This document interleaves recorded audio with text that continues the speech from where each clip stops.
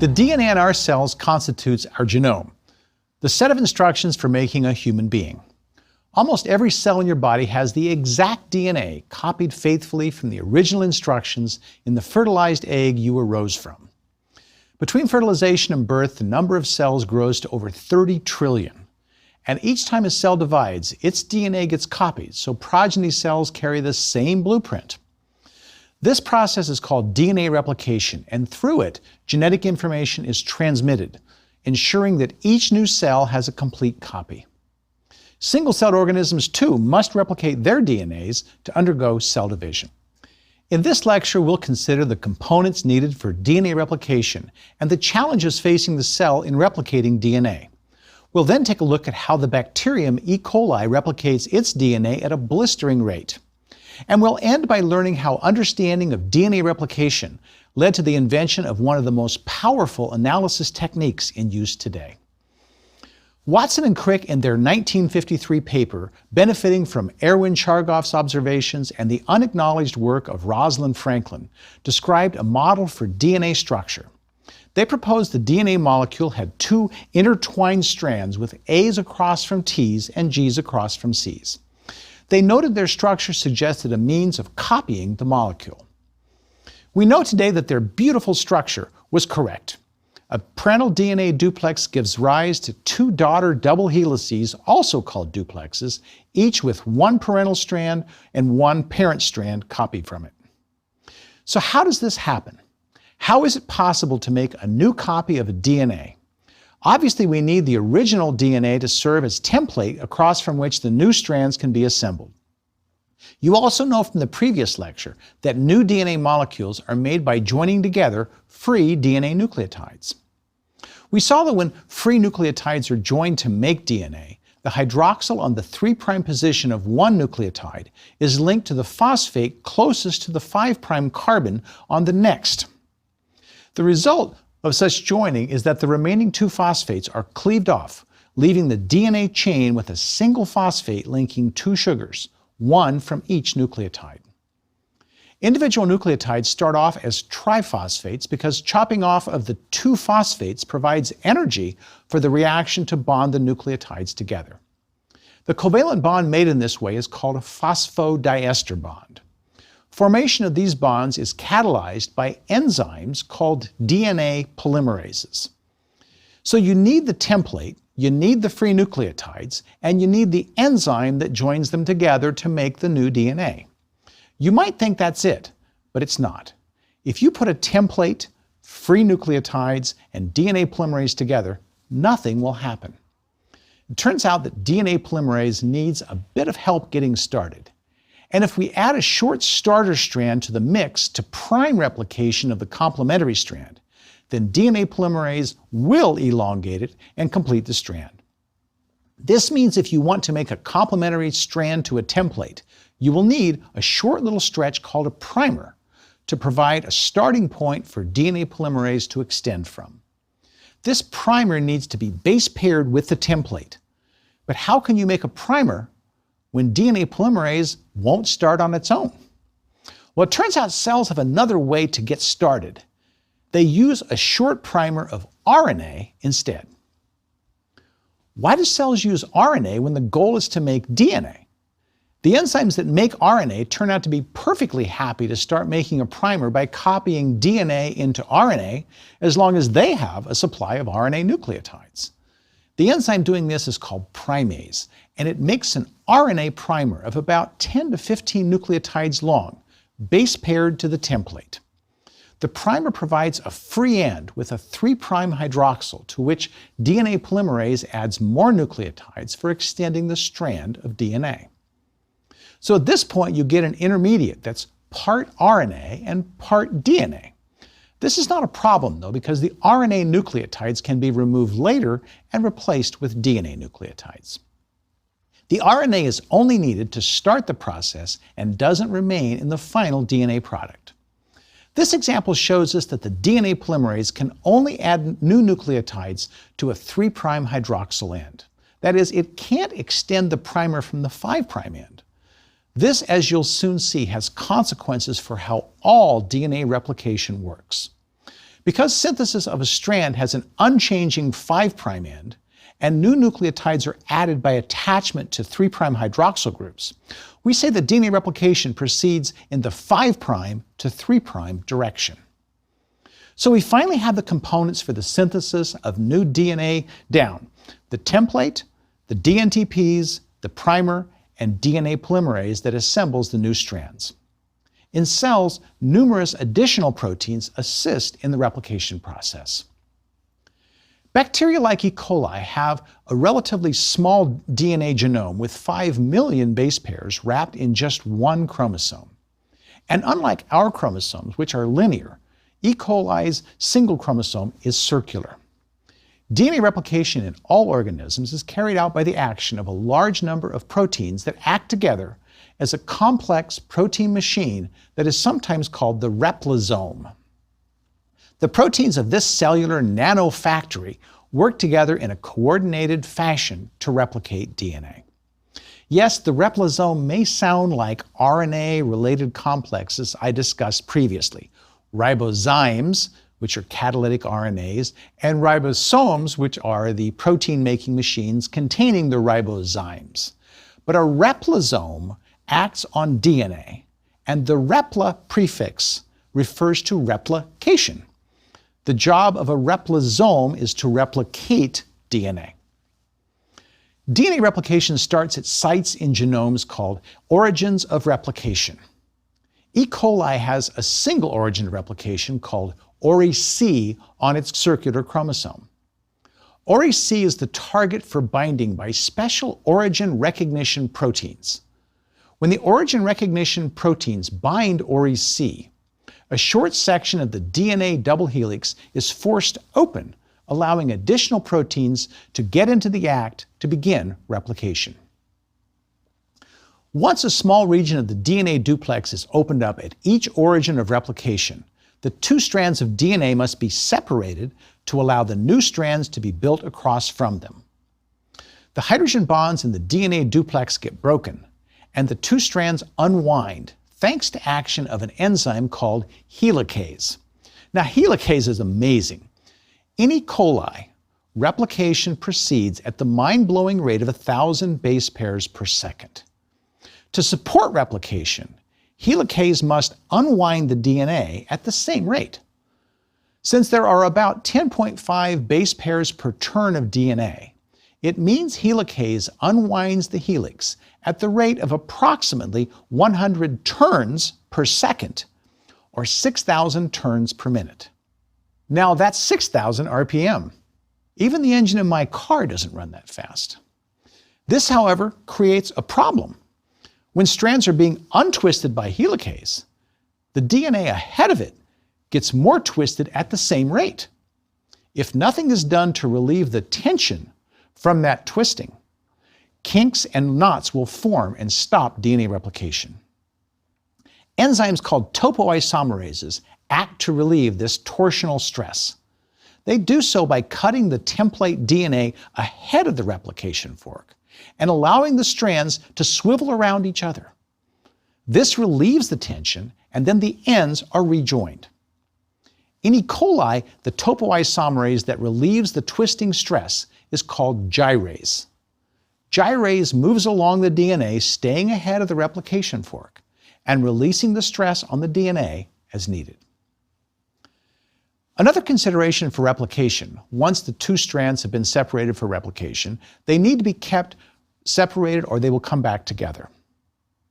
To ensure that unwound regions of the template DNA remain single-stranded and available for copying, there are proteins called SSBs. Now, SSB is the acronym researchers give to single-strand binding proteins. The separated strands of the original DNA are bound by many SSBs. Wherever binding occurs, that portion of the strand is blocked from coming together as a duplex with its sister strand. Synthesis of new DNA proceeds in both directions from the replication bubble opened up by Helicase. And because new synthesis is bidirectional, one direction for each strand, each replication bubble has two replication forks, one that moves in each of the two opposite directions. As a result, both strands are getting replicated at each replication fork, and the bubble grows larger and larger with time. Helicase can keep separating the two strands of the template DNA as long as gyrase is relieving the torsional stress ahead of it. In the image, a single origin was opened and replication proceeded from it in both directions, giving rise to new duplexes labeled A and C. The part labeled B has not yet been replicated. A and C each contain one parental and one newly synthesized strand. From this point on, we'll focus on one replication fork, though the same things are happening at the replication fork on the other end of the replication bubble. The two replication forks will ultimately meet at a site on the other side of the circular chromosome. The blue strands are the parental DNA strands being copied. The top one is oriented 5' to 3' in the right to left direction. The bottom blue strand has the opposite orientation from the top strand. Remember, the strands have an anti-parallel orientation to each other.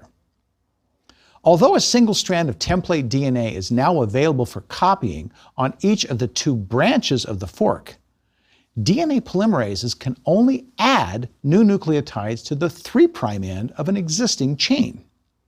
That means that some enzyme other than a DNA polymerase must first make a small patch of primer, complementary to the template strand.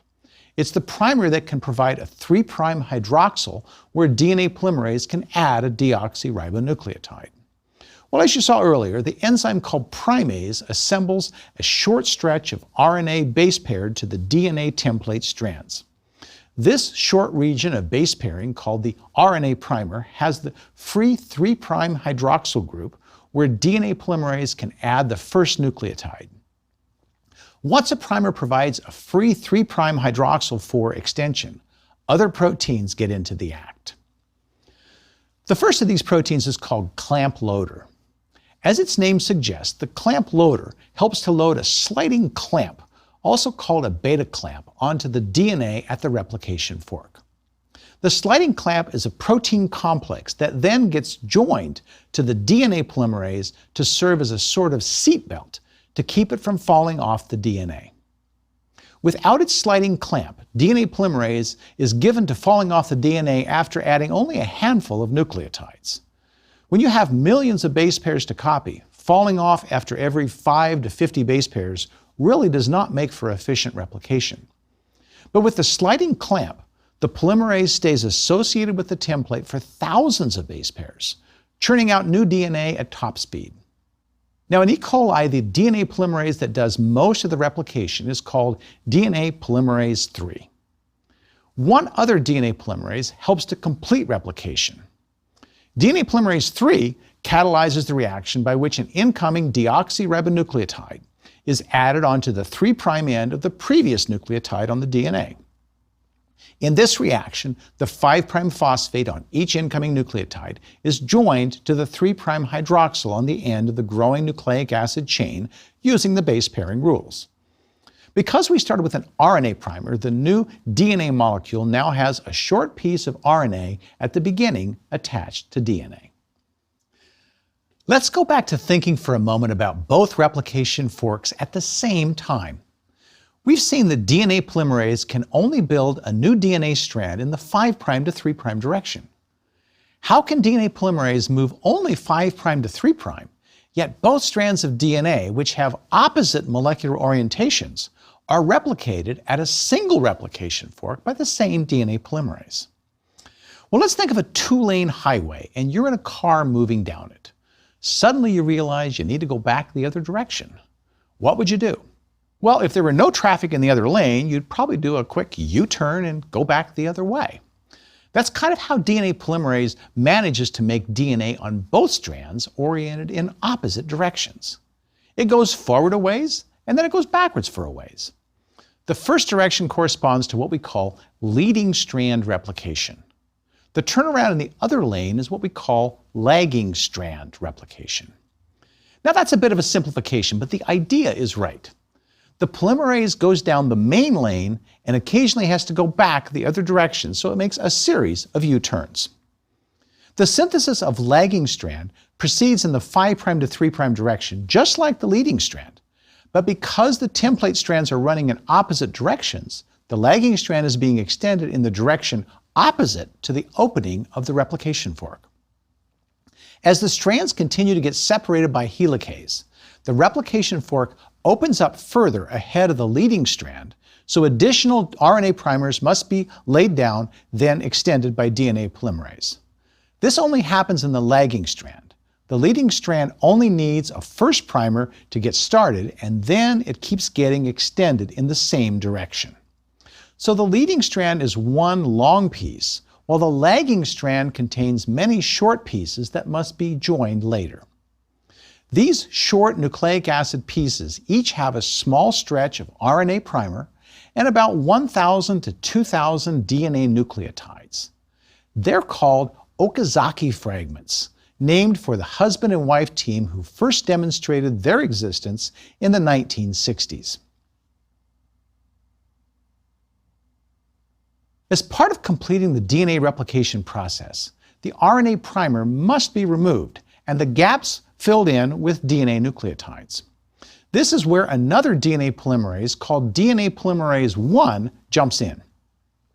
Now, DNA Polymerase I begins by adding DNA nucleotides to the 3' end of an Okazaki fragment created by DNA Polymerase III, while at the same time excising the RNA nucleotides of the primer in front of it. This goes on until all the RNA is replaced with DNA nucleotides, and the enzyme has moved to become flush with the next DNA section. Then the adjacent DNA pieces get joined together by the enzyme DNA ligase. Since replication is bidirectional, the same events are occurring on the other replication fork going the other direction around the chromosome. Because the E. coli chromosome is circular, the two forks will ultimately meet at a specific sequence on the chromosome called a termination site, which is also called ter, where all this comes to an end and the job is done. Okay, here's a little DNA rap I wrote. Bases, sugars, phosphate bonds, double helix, on and on. Need to jumpstart DNAs? Get the enzyme called primase. When it comes to leading strands, Polymerase III is in command. The cells employ a sliding clamp, so Polymerase III will not decamp. Next there is Polymerase I to help the lagging strand get done. Sending strands their separate ways is the enzyme Helicase. Protecting single strands with ease are a bunch of SSBs. Unwinding strands may strain the links, but gyrase helps prevent the kinks. And at the end, the job is done when ligase makes the pieces one. So the concerted action of a large number of enzymes opens up the double helix and creates copies of each strand, resulting in the production of two identical copies of the original DNA. Amazingly, in E. coli, the entire process of copying 5 million base pairs of DNA takes less than 20 minutes. But what is more impressive than the speed of DNA replication is its accuracy. If you were a typist hitting 1,000 keystrokes per second instead of the 5 to 6 you normally do, how many errors do you suppose you'd make? Well, in DNA replication, the error rate is roughly 1 wrong nucleotide put in for each 10 million strung together. Now, how is that possible? Most DNA polymerases correct their work while they are zipping along. That's right. As a DNA polymerase adds a new nucleotide to a DNA strand, it double checks to see if it's the right one. And if it isn't, it stops, backs up, removes it, and then inserts the correct one before moving on. That's possible because, in addition to being able to catalyze the addition of nucleotides, the polymerase has the ability to chop off a nucleotide at the end of a DNA chain. This process is called proofreading. So like a person noticing an error as their finger hits the keyboard, backspacing and fixing the error on the fly, DNA polymerase backspaces when necessary and ensures that its work is accurate. It's the combination of speed and self-correction and final accuracy that is so astonishing. Human ingenuity has harnessed the power and speed of DNA replication in a way that has revolutionized how we study genes. Its inventor, Kary Mullis, won a Nobel Prize for it. Called polymerase chain reaction, or PCR, This procedure makes millions of copies of any DNA that we need in a couple of hours by replicating the desired sequence over and over in a test tube. Remember that replication doubles the amount of DNA. When you repeat that, you get 4 copies. Each time you repeat it, the amount of DNA doubles. Now, this is enormously useful for increasing the amount of DNA to work with. Samples like a tiny droplet of blood at a crime scene would not normally provide enough DNA for analysis. But with PCR, that minuscule amount can be scaled up easily. The process uses a simplified form of DNA replication. No replication forks, no leading, lagging strands, and that turns out to be an improvement for lab purposes. Let's use what you learned about replication to understand how PCR works. Okay, so what do we need? Well, obviously we need a template to copy. In this case, that would be the minuscule amount of DNA in our sample. We need nucleotides to build the DNA copies and a DNA polymerase to do the copying. And since DNA polymerase needs a primer, we have to supply primers that will base pair close to the part of DNA we want to copy. Here we have an advantage over the cell. Cells need to use RNA primers because there is no other way for them to start making a new strand. We, on the other hand, know how to make DNA primers just using organic chemistry. The process is automated and performed by machines. Since the primers in PCR are DNA, we don't have to worry about getting rid of the RNA primers in the process. We synthesize primers before starting the process. They're designed to be complementary to the start and end of the section we want to make copies of. Let's see what this would look like. The template DNA has 2 strands. We can think of them as a top and a bottom strand here. Next, we take the original DNA duplex apart and allow the primers to base pair to the target regions in the DNA. The region in the middle between the primers is what we're aiming to amplify by extending the primers from their 3' ends using the dNTPs and DNA polymerase. To make things even easier, in PCR we don't replicate all the DNAs, just the specific regions we want to focus on. That's easy thanks to the primers. To ID an individual from a drop of blood, we choose only the regions of human DNA that vary between people, not the vast majority of the genome that is shared by everyone. The FBI uses a panel of several segments of the genome to amplify by PCR to create DNA fingerprints that can be used to identify individuals. The key is that these amplified regions have different sizes in different people. Now, using a technique called gel electrophoresis, the regions of DNA that are amplified by PCR get separated on the basis of their sizes. They appear in gel electrophoresis images as dark bands. Determining if 2 DNAs are from the same person is no more difficult than seeing if their patterns of bands are the same. Okay, getting back to the process of PCR, we mix the template with the dNTPs, primers, and the DNA polymerase and start. Although cells use lots of additional proteins to replicate their DNAs, we don't need them. And since we don't have replication forks, no need to worry about the details of leading and lagging strands. In PCR, we start the process by separating the strands with heat instead of enzymes.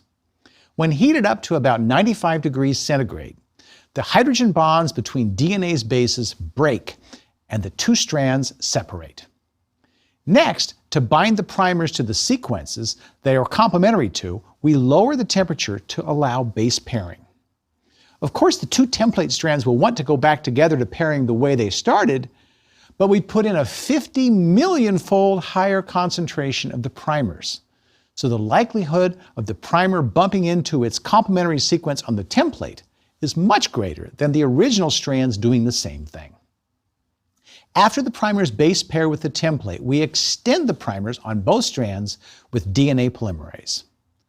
After 1 round, you have twice as many DNA molecules as you started with. Next, you repeat the process by raising the temperature to 95 degrees centigrade, cooling to allow primers to bind, and then replicating. Typically, we do the doubling 25 to 30 times. Every round doubles the amount of DNA in the sample. Although nucleotides in the DNA are stable to all this heating and reheating, most enzymes are not. This is why we use a special enzyme for this process, a DNA polymerase called TAQ, T-A-Q, obtained from bacteria that are stable to heat due to growing in the hot springs of Yellowstone Park.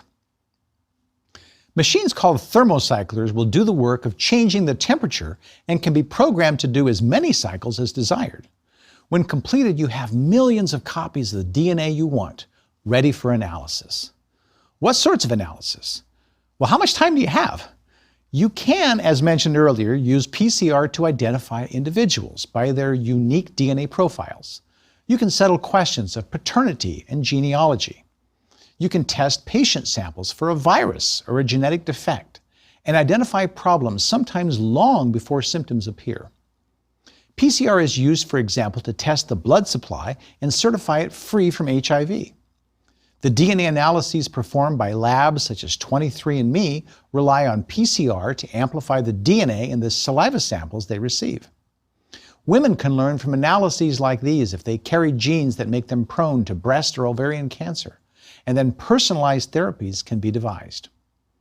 Researchers can also find out about ancient human groups and their interactions, what they ate, whether they made beer or wine or both, what they died of, and where they got the beads they were buried with.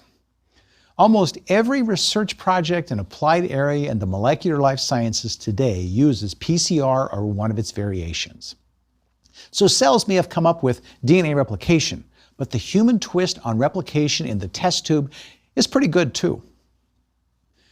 DNA replication is one of the most remarkable and beautiful of all cellular processes. The dazzlingly efficient and well-orchestrated process unzips and copies double helices faster than a well-oiled machine using a handful of enzymes, nucleotides, and protein factors.